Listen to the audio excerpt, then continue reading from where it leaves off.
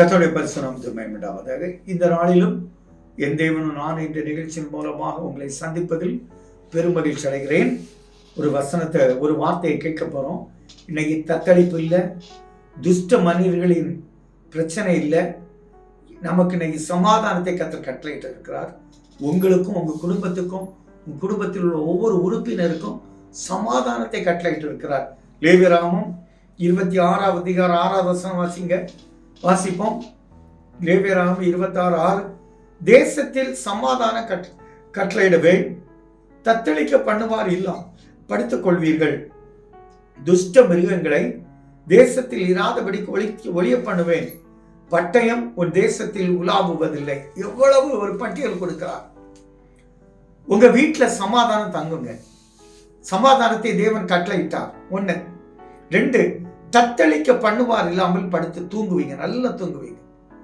தத்தளிக்க பண்ணுவதுன்னா திடீர் பிரச்சனை பண்ணி நம்ம தத்தளிக்க பண்ணிடுவாங்க. மோசமான செய்தியை சொல்லி தத்தளிக்க பண்ணிடுவாங்க. நம்ம நல்லா இருந்திருப்போம், திடீர்னு வாங்கின காசை தராம ஒரு தத்தளிப்பு, வியாதி என்ற ஒரு தத்தளிப்பு, பிரச்சனைக்கு மேல பிரச்சனை தத்தளிப்பு. பிள்ளைகள் நல்ல பொசிஷன்ல இருந்திருப்பாங்க, அந்த பொசிஷன்ல இருந்து வெளியே கம்பெனி அனுப்பியிருக்கோம். நான் சொல்றேன், அதுக்கு பதிலாக வேற வாசல்ல கொண்டு உயர்த்தி வைப்பார்.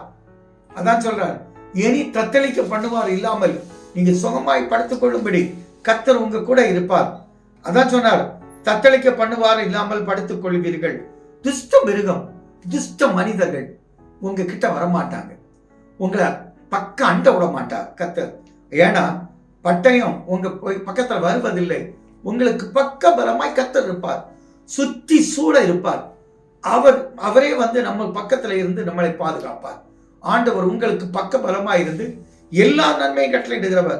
9ஆம் வசனத்துல சொல்ல பாருங்க, நான் உங்க மேல கண்ணோக்கமா இருந்து, அப்போ நம்ம உங்க மேலையும் உங்க குடும்பத்துக்கு மேலையும் உங்க பிள்ளைகளுக்கு மேலையும் பிள்ளைகளுடைய பிள்ளைகளுக்கு மேலையும் தேவன் கண்ணோக்கமா இருக்கிறார்.